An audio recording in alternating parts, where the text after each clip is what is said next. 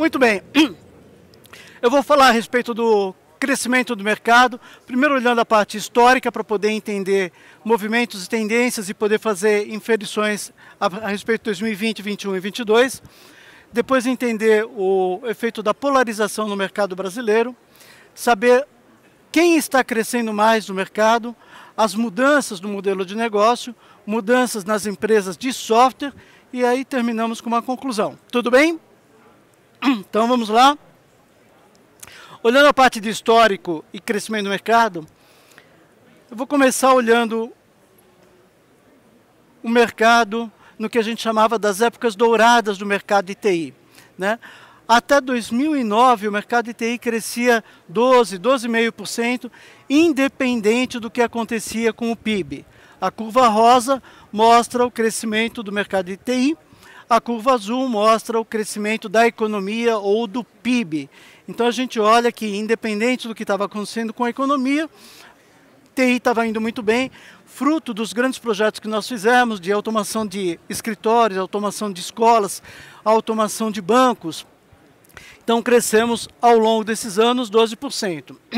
Aí nós tivemos o ano de 2009, que teve a marolinha. Lembra da marolinha? O presidente, o então presidente, falou assim: não se preocupem, não vai acontecer nada. Na área de TI não aconteceu nada, porque a gente cresceu zero. Então ele estava certo, não aconteceu nada. Muito bem. Aí o efeito que aconteceu logo depois foi, surpreendentemente, em 2010, nós tivemos 20% de crescimento. Nunca antes na história desse país a gente cresceu tanto. E o que significou ter crescimento exacerbado em 20%, na verdade fruto de uma série de negociações que estavam travadas em 2009 e desaguaram e depois em 2010, a gente teve como um grande aprendizado aqui que teve uma falta exacerbada de mão de obra. Então, meu colega Celso, que está aqui do lado, está exatamente falando a respeito de como resolver o problema de falta de mão de obra. E sabe por quê?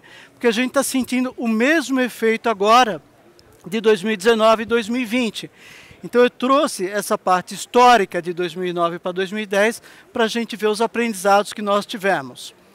Seguindo na história da venda de tecnologia, nós tivemos depois 2 anos muito ruins, 2015 e 2016, que, computado o efeito da inflação, fez com que o efeito real fosse de menos 7,7 para 2015, menos 1,8 para 2016, configurando recessão no mercado de TI. Passamos logo depois para 2 anos fabulosos, com crescimento de 10,5% e 10,9%, né? Nunca antes a gente cresceu tanto depois de um período de recessão. A gente fala até a área de tecnologia foi uma das primeiras a sair do movimento de recessão. E estamos chegando agora em 2020 com uma expectativa, né, foram entrevistados agora em janeiro, cerca de 4.500 empresários da área de TI, tanto distribuidores, revendas, integradores, empresas de desenvolvimento de software, e a expectativa deles é que a gente cresça cerca de 20% em 2020, que a gente brinca muito que fala 2020, 2020 e 20% de crescimento, né? Então só uma brincadeira, fica 20, 20, 20 para a área de TI. E nós vamos sofrer novamente o que a gente sofreu lá em 2009 para 2010, que é a falta crônica de mão de obra, tá certo? Vocês que são empresários de tecnologia não precisam nem falar a respeito disso, porque a gente chora a respeito de falta de mão de obra há seguramente uns 10, 15 anos. É isso, não é? Né? E aí eu tive com um outro consultor famoso nos Estados Unidos, que entende muito da área de tecnologia e de administração, e eu falando para ele: nossa, no Brasil a gente tem uma falta de mão de obra impressionante, a gente não acha o profissional não é qualificado, blá, blá, blá, que a gente está acostumado a falar. Ele olhou bem para mim e falou assim: Dago, na boa, acho que vocês não têm problema de falta de mão de obra. Aí tomei um susto, eu falei: cara, como assim? Você está aqui nos Estados Unidos, nós estamos lá, eu acho que é falta de mão de obra. Ele falou: não, o que vocês têm é falta de processo. Ele falou: aqui nos Estados Unidos, A gente contrata um profissional, entrega para ele um book com toda a parte de processo, de como ele vai trabalhar, e ele trabalha by the book, ele trabalha em cima de processo. No Brasil, você não tem processo nenhum, você tem que contratar um profissional muito melhor capacitado, aí ele senta na cadeira e você fala assim para ele: boa sorte com o teu trabalho, vira as costas e vai embora. E fica achando que o cara vai resolver tudo sozinho. Ele falou, na área de vendas em especial é pior ainda. Que você contrata um vendedor, bota ele sentado na cadeira, fala assim, tá vendo aquela lista telefônica? É a lista de potenciais clientes. Então, se vira, começa a buscar potenciais clientes. Eu volto aqui amanhã para saber quantos clientes você prospectou. Aí você fala, cara, não é assim que funciona. Quem assistiu a palestra da Exact Sales sabe que tem toda uma parte de processo. E a gente é muito fraco na parte de processo. Então, em 2020, o que a gente vai ver é as empresas que vão ter maior taxa de crescimento são aquelas que se prepararam do ponto de vista de planejamento, estratégias, ações e processos para poder minimizar o impacto de falta de mão de obra. Faz sentido? Muito bem. E aí nós vamos passar depois para os próximos anos, onde 2021 e 2022 volta a ter taxas de crescimento, eu diria, normais, para o padrão que a gente tem no mercado de TI, então de 10% e de 12% de crescimento. Então, minha primeira recomendação para quem está aqui no roxo assistindo a palestra é, quem quiser ganhar grana, 2020 é o ano, tá certo? Se não aproveitar 2020, 2021 e 2022 vai ser uma guerra como aquela que a gente vivia no passado, sem tantas oportunidades. Muito bem. Por que eu acredito que a gente vai crescer tanto esse ano e crescer um pouco mais a partir dos anos seguintes? Porque a gente tem o que a gente chama de déficit de tecnologia. Nos últimos 15 anos, se a gente pegar, o Brasil investiu, em média, 2,1% do PIB em TI. No mesmo período de 15 anos, se a gente olhar os Estados Unidos, eles investiram 3,9% do PIB em TI. Cara, é o dobro do que a gente está investindo. Então é claro que a gente olha para cá, para o Brasil, e nós estamos ao longo de 15 anos sucateando ou criando um déficit na área de tecnologia. Quais são as áreas que foram mais impactadas? As áreas de educação, saúde e varejo, né?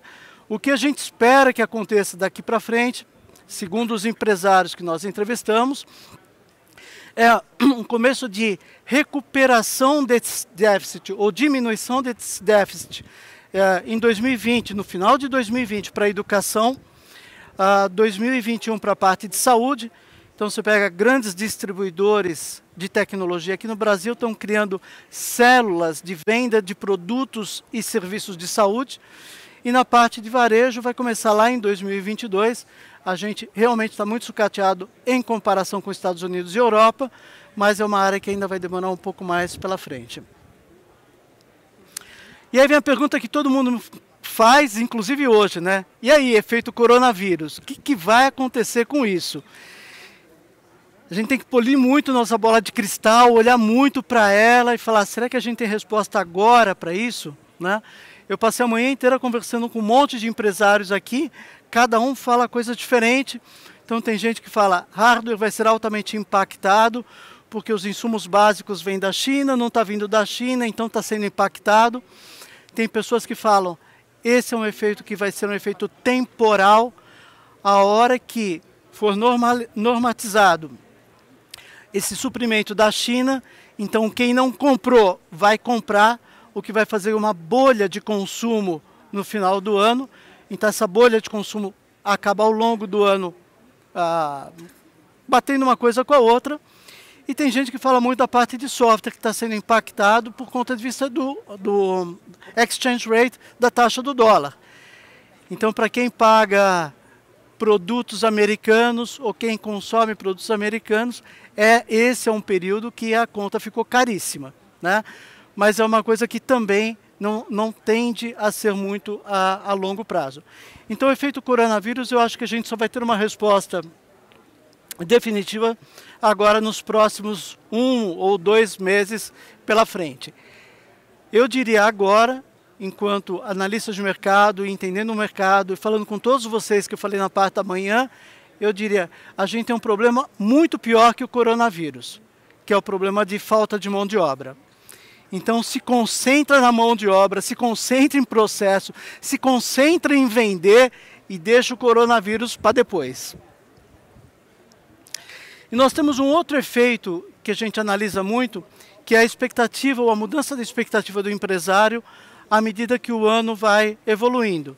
Então, sempre que a gente faz a pesquisa em janeiro, o empresário fala, vou crescer 30% esse ano. A gente fala, pô, legal. Aí passa 3 meses, a gente entrevista o mesmo empresário e fala, e aí, você vai crescer 30%? E ele, não, veja bem.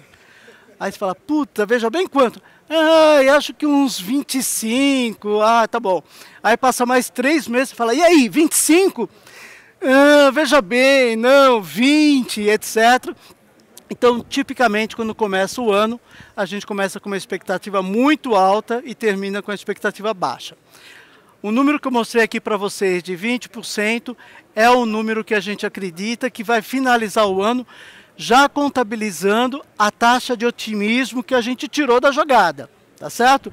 Se eu pegar o resultado nu e cru da pesquisa que a gente fez em janeiro, o pessoal está falando que vai crescer 32%.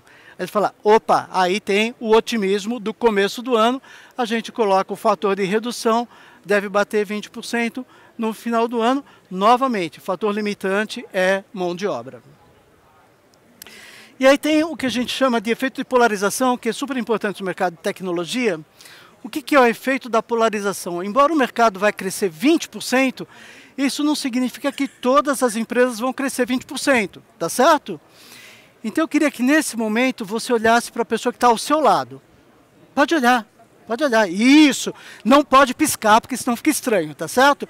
Mas olha, e aí o que diz o efeito da polarização é o seguinte, para 2 pessoas que se olharam, uma vai comer 2 pedaços de pizza esse ano e a outra vai ficar sem pedaço de pizza. Sabe o que é isso? Uma vai crescer 30% e a outra vai decrescer 15%. Aí você fala, caramba, como é que é isso? Tá certo? As 2 pessoas que se olharam talvez estão vendendo produtos muito similares para mercados muito similares. O que faz a diferença com que um cresça 35% e o outro decresça 15%? Será que são variáveis externas? Será que é o Bolsonaro? Será que é a China? Será que é o coronavírus? Não, cara, não tem nada disso, né? O que faz com que uma empresa coma 2 pedaços de pizza e a outra fique sem comer pedaço de pizza nenhum é, primeiro, planejamento, entender muito bem o que está acontecendo no mercado, montar toda a parte de estratégias e ações, marketing e vendas para que isso aconteça. Segundo, ter disciplina na execução desse planejamento. E aí é que o brasileiro sofre muito, né? Tem muito empresário que gasta 3, 4 dias fazendo o planejamento, bota o planejamento de 15 páginas na terceira gaveta da mesa dele e acha que o planejamento vai se auto-executar. Aí chega no final do ano, ele olha o planejamento e fala, ih, não aconteceu nada daquilo que eu tinha planejado. Claro, você não teve disciplina na execução. Então a gente fala muito em consultoria que você tem que ter um bom planejamento e uma excelente disciplina em execução. E o terceiro aspecto é trabalhar com aspectos de inovação. O que é inovação? Fazer mais, fazer melhor, fazer com um custo menor. Então, pensar produtos e serviços diferentes, metodologia ou métodos de vendas diferentes, método de atendimento diferente, é forma de diferenciação. O que faz com que 2 pessoas que se olharam tenham muita diferença é que uma vai ter muito foco em vender e vai ter foco em cliente. E a outra vai ter foco na parte técnica, vai ser apaixonado pela parte técnica, e isso não traz dinheiro para dentro de casa. Faz sentido? Muito bem. Vamos ver agora quem está crescendo mais, tá certo? Bom, quem está crescendo mais, vamos lá. Em 2019, as empresas que mais cresceram são as empresas de Software as a Service, então empresas que estão vendendo para a parte de nuvem. Se a gente olhar a parte de hardware, é um mercado que está sofrendo bastante, está passando por um momento bastante complicado. E se a gente olhar a parte de serviço, um crescimento relativamente médio, né? Se olharmos 2020, vamos lá. Se olharmos 2020, a expectativa de crescimento, olha só que maravilha, para quem está vendendo na nuvem, acima de 30% de crescimento. E se a gente olhar a parte de serviço, 20% de crescimento. Isso faz muito sentido porque ao longo dos últimos 20 anos a gente vem monitorando o uso de tecnologia, hardware, software e serviço em todos os países do mundo. À medida que o país vai amadurecendo em tecnologia, ele vai consumindo mais software e mais serviço em detrimento da parte de hardware. Se a gente pegar a China, o consumo de hardware ainda é muito maior do que software e serviço, proporcionalmente falando. Estão em fase de amadurecimento. O Brasil é um país que está passando agora por um momento de transição e a gente vê claramente agora a partir de 2020, serviço e toda a parte de serviços em nuvem, NOC, SOC, serviços gerenciados, indo e consumindo bastante a parte de, levando bastante a parte de crescimento. Muito bem, quais são as mudanças que estão acontecendo na parte de modelo de negócios? Eu diria que talvez a tecnologia daqui para frente, ela vai ser um grande habilitador de mudanças e vai permitir que as empresas trabalhem de maneira diferente. Em toda a cadeia, desde distribuidores, revendas, integradores e empresas de desenvolvimento de software. Em especial, se nós pegarmos os distribuidores, até alguns anos atrás, o distribuidor fazia apenas a figura de crédito e logística. Aí, alguns anos atrás, eles acrescentaram a parte de valor agregado. Como é que eu faço para oferecer serviços para a minha cadeia de canais e para a minha cadeia de clientes, né? Hoje o distribuidor está passando por uma mudança drástica no modelo de negócio. A remuneração que ele tinha dos produtos tradicionais, da maneira tradicional, foram tipicamente de 16% de margem para 2% de margem. Então a grana não está mais aí, a grana está em buscar outras coisas para vender, em especial agregar a parte de propriedade intelectual, que a gente chama de PI. Como é que eu faço para desenvolver produtos, serviços, para que eu possa colocar isso e com isso aumentar a minha margem de lucratividade. Segundo a parte de soluções de ISVs. Foi uma grande surpresa agora, um mês atrás, eu fui visitar todos os grandes distribuidores aqui no Brasil. E é interessante que alguns mais anos atrás, todos estavam exatamente na mesma situação do ponto de vista de estratégia e ações, e agora cada um está com estratégia e ação muito diferente. Tem alguns que já entendem e falam o seguinte: eu preciso buscar soluções de terceiros, ISVs, empresas, por exemplo, como OMI, Cigan, que estão aqui. Como é que eu faço para vender ou distribuir usando o meu canal que eu tenho? Algumas desses distribuidores têm cerca de 12 mil, 13 mil canais abaixo dele. Como é que eu levo, usando esse canal, soluções de outros? Como é que eu faço para escoar esses produtos? Então não é só escoar o que era no passado, Microsoft, Windows, Office, antivírus, etc., mas é levar soluções de negócios para o mercado. E como é que eu trabalho toda a parte de nuvem, né? Nuvem é toda a parte de disponibilização da infraestrutura, serviços gerenciados, monitorar todos esses serviços e começar a oferecer inteligência em cima disso. Quando a gente olha a parte de revendas e integradores, também estão mudando muito o modelo de negócios, também estão usando parte do que estão recebendo dos distribuidores, ou seja, incluindo a parte de propriedade intelectual. Então, muitos deles usando soluções como, tem um stand aqui do Cronap, que é uma metalinguagem de desenvolvimento. Você consegue desenvolver um aplicativo sem saber uma linha de código. Você arrasta, pega, estica, puxa. Uma pessoa como eu, que conheça alguma coisa de negócio, não conheça nada de programação, consegue desenvolver um aplicativo. Então, revendas e integradores estão buscando desenvolvimento de aplicativos simples para os seus clientes e com isso se transformando em Trusted Advisor. Quer dizer, uma figura que não só vende a infraestrutura, mas vende uma solução de negócio para o seu cliente, e aí tem uma interlocução diferente, porque está levando uma solução de inteligência. Também estão oferecendo soluções de ISVs, mudando totalmente a forma de distribuição de software no mercado. Então, empresas que eram ISVs que antigamente estavam buscando canais desenvolvidos única e exclusivamente pela sua empresa, agora podem contar com distribuidores, revendas e integradores.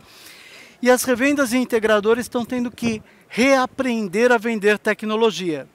Vender nuvem é totalmente diferente, a gente tem que aprender um bicho diferente, né? A gente tem que aprender como é que é a parte de consumo, os impactos financeiros, como é que eu faço para migrar o cliente ali para a nuvem, como é que eu faço para gerenciar o custo do cliente, fazendo com que a gente use de maneira inteligente e reduza o custo do cliente, e todo aquele monte de maravilha que o Kleber falou na palestra dele, não vou repetir aqui. Um outro ponto importante é que as revendas e integradores estão criando canais. Aí você fala, puxa, que interessante, eles eram canais e distribuidores, agora estão criando canais, eles, então, de certa forma, funcionando como também distribuidores. Então, cada vez fica mais complexo o modelo de distribuição, entendendo que todo mundo está buscando a parte de oferecer serviço, oferecer propriedade intelectual e oferecer as soluções dos ISVs, né? Uma última coisa feita pelas revendas integradores é que eles estão produtizando serviços. O que é produtizar serviços? A gente falou, revenda integrador está agregando a parte de serviço. Fazer serviço, se você não fizer muito bem feito, você reduz muito a margem. Se eu pegar e vender alguma coisa aqui para o Robson, aí depois eu vou para o Marcelo e vendo uma coisa totalmente diferente e não usar nada do que eu usei aqui para o Robson, eu estou reinventando a roda. Na parte de serviço, esse reinventar a roda significa margem de lucro menor. Se eu conseguir produtizar, a hora que eu vendi um serviço para o Robson, eu criei uma série de bloquinhos, e que a hora que eu vou pegar e oferecer para o Marcelo, eu uso bloquinhos pré-montados, eu estou fazendo mais rápido, com mais qualidade e com melhor margem de lucro. Agora, eu tenho que aprender o processo e a metodologia de produtização. E é aqui que vai estar o grande diferencial e a grande margem de lucro para as revendas e integradores, né? E o que vai acontecer com as empresas de software? A empresa de software daqui para frente vai passar por uma revolução muito grande. E eu quero falar uma frase aqui, que é a frase que eu acredito que vai tipificar as empresas de software daqui para os próximos 5 anos no Brasil. A frase é: software will be king. O software vai ser o rei da parada daqui para frente. A gente já falou, os distribuidores vão querer vender soluções de ISVs. As revendas e integradores vão querer e vão precisar vender produtos de ISVs. E o ISV? Quais são as mudanças que vão acontecer com essas empresas? Bom, a primeira coisa, o ISV vai ter que trabalhar com uma eficiência impressionante, por 2 aspectos. Vai faltar mão de obra e vai ter uma demanda muito grande. Ele vai ter muita gente querendo vender a solução dele. Então ele vai ter que trabalhar com muita eficiência, desenhar muita parte de processo. Processo não é só processo na parte de desenvolvimento, programação e operação. Processo é também na área de vendas e marketing, né? Muita empresa de desenvolvimento de software acha que vendas e marketing é só um mal necessário.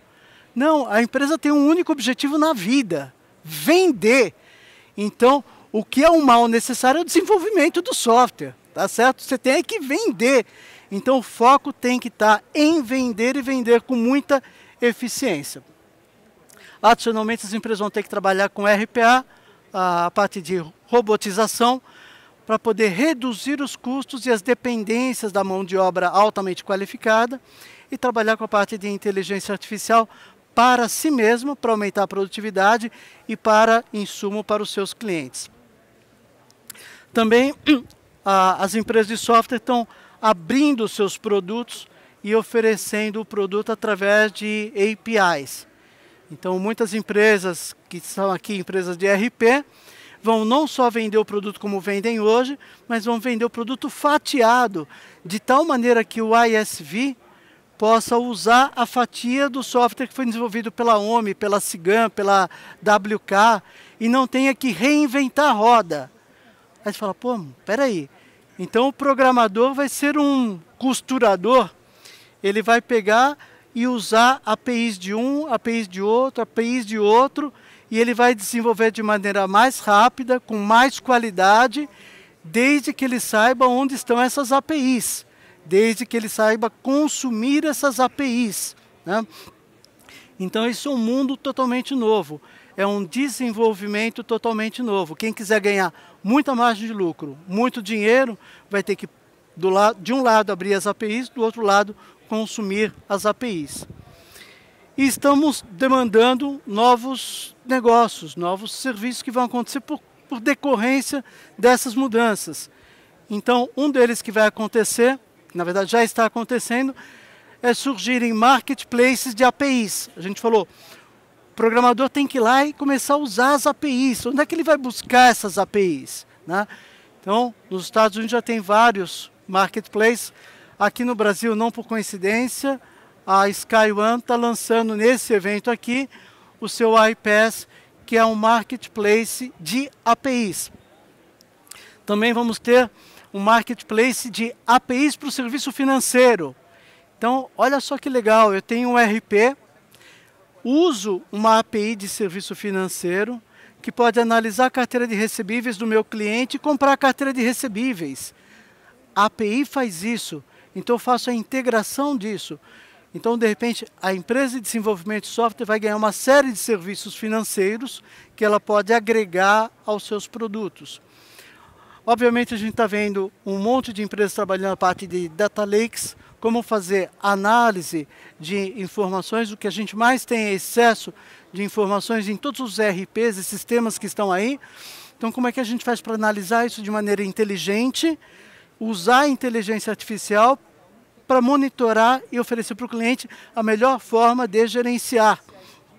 Então, muito provavelmente, daqui a pouco, o ERP vai ter mecanismos de inteligência artificial lá dentro, que fala para o cliente qual a melhor forma de gerenciar a empresa dele. Então, não é só uma questão de armazenamento de processos, metodologias e números, mas sim a análise desses números e informação para o mercado. E o que a gente tira de conclusão daqui, né? Quais são as grandes mudanças que vão impactar as empresas e o que a gente deveria levar para casa, né? Eu diria assim, duas mensagens que eu queria que ficasse muito forte dentro de todo esse movimento de mudança que a gente vai ter. Nós vamos ter um 2020 exuberante. Nunca antes na história desse país nós vamos crescer 20%. Honestamente, acho que até mesmo com coronavírus, etc., o coronavírus vai ter um impacto temporal e não vai reduzir os 20% de crescimento do mercado de TI. Novamente, quem acha que não vai crescer 20% ou quem não quer crescer 20%, vai lá e responde a pesquisa do Gartner. Tá certo? Quem responde a pesquisa da Advance são os caras que, porra, vão crescer 31% na parte de cloud, vão crescer 20% na parte de serviço. São caras que vão crescer muito e que estão olhando toda a parte de processo, metodologia, vendas, marketing, para tirar proveito desse ano, que vai ser um ano exuberante. Então tem que tirar proveito usando a parte de mitigação do risco, que é a parte de mão de obra.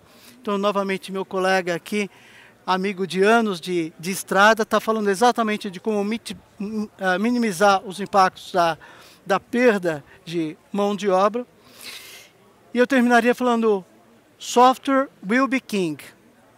Muito rapidamente, né? Hardware teve a sua época de glória, seus anos dourados, né? Software agora é o que vai fazer a grande diferença. Então a gente olha empresas de RP, às vezes o pessoal fala assim, nossa, RP não, já vendeu tudo que tinha para vender. Caramba, não, você está doido, não vendeu nem 20% do que tinha para vender, tá certo? A gente olha o mercado, é um mercado fantástico, sem pensar a parte de renovação. Eu sei que tem muita empresa de ERP aqui, eu vou fazer a brincadeira que eu fiz com o Daniel ontem, que eu ouço muito de cliente final, e o cliente final olha para mim e fala assim, Dago, você sabe qual é o melhor ERP que tem no mercado? Eu falo, não. Ele fala, é o terceiro que a gente instala. Ele fala, os 2 primeiros, putz, a gente não sabe, não tem processo, bota lá o ERP, acha que vai resolver a vida de todo mundo, aí descobre que não é assim, aí culpa o ERP, aí troca o ERP, bota o outro, descobre não, o problema somos nós, a gente tem que mudar. E a hora que você põe o terceiro, aí você já está pronto ou amadurecido efetivamente para usar o ERP. Então eu terminaria aqui a minha palestra falando o seguinte, quem quiser responder a pesquisa da Advance, quem quiser crescer 20% esse ano, venda, tenha muito foco em vender, mas tenha foco em vender com muita eficiência, que é uma coisa que a gente não faz no Brasil. E faça isso com muita velocidade. Então olha de novo para a pessoa que está do seu lado, olha, pode olhar, e fala assim, de nós 2, só um vai comer 2 pedaços de pizza, o outro vai ficar sem. Vamos decidir aqui quem vai ficar com as pizzas. Tá certo? Eu queria chamar a atenção para um último ponto aqui, que é o ponto de vender com eficiência. E eu vou pedir para vocês pegarem os seus celulares. Pode pegar o celular, que a gente vai fazer uma continha, bota a calculadora aí. E aí eu sempre pergunto para o empresário, eu falo, você tem eficiência em vender? Aí o cara olha para mim com uma cara de ponto de interrogação. Eu falo o seguinte, coloca na calculadora e coloquem aí a meta média de um vendedor que você tem na empresa. Se você não tem isso na tua cabeça, põe a meta toda de vendas da empresa, divide pelo número de vendedores, você vai ter a meta média de vendas. Tá certo? Colocaram aí? Meta média de vendas. Eu vou dar um número aqui. Em média, no mercado brasileiro, um vendedor de TI tem uma meta de 2 milhões ano. Nós vamos pegar esse 2 milhões, dividir por 169, que é o número de dias úteis para vender no ano, e dividir por 8, que é o número de horas que tem no dia. Quanto é que deu isso aí? Quanto deu? Quanto? 1.479, R$1.500. O que significa isso? Significa que o vendedor vale R$1.500 por hora. No caso de vocês, talvez seja um pouco mais, um pouco menos. Significa que a cada hora, o teu vendedor tem que passar na tua sala e deixar um chequezinho de R$1.500. Se por acaso ele não vendeu nada na primeira hora, na segunda hora ele passa lá, deixa o cheque de R$3.000, né? Se ele ficou doente ou foi num treinamento e ficou um dia sem vender, no dia seguinte são quanto? R$12.000. Então tem muita empresa que quando você abre o CRM aparece lá para o vendedor. Só para te lembrar, você está devendo para a empresa R$12.000, para você correr atrás disso. Isso significa o seguinte, você pode deixar o vendedor cuidar do processo inteiro de vendas, desde prospecção até a negociação final. Ele vai fazer isso ao custo de R$1.500 por hora. Você pode deixar o vendedor gastar 4 horas para embelezar um PowerPoint. Isso custou para você R$6.000. Você pode deixar o vendedor gastar 4 horas para fazer uma proposta. Ele gastou R$6.000. E aí você olha e fala assim, será que eu não consigo tirar esses cacarecos de volta do vendedor e deixar o vendedor fazer uma única coisa na vida, que é vender? Então é essa conta que eu quero que vocês tenham. Fala assim, o cara tem que trazer R$1.500 por hora. Como é que eu faço para criar isso com eficiência e fazer com que ele traga esse dinheiro? Então, para encerrar, nós temos um ano muito bom, 2020.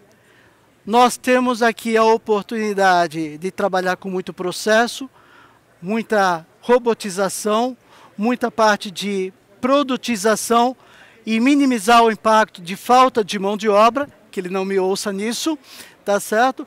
E nós podemos crescer de maneira exuberante esse ano, tendo eficiência em vendas, fazendo o nosso vendedor trazer R$ 1.500. E novamente está na mão de vocês saber se vão querer comer 2 pedaços de pizza ou ficar sem pizza algum. Senhoras e senhores, muitíssimo obrigado.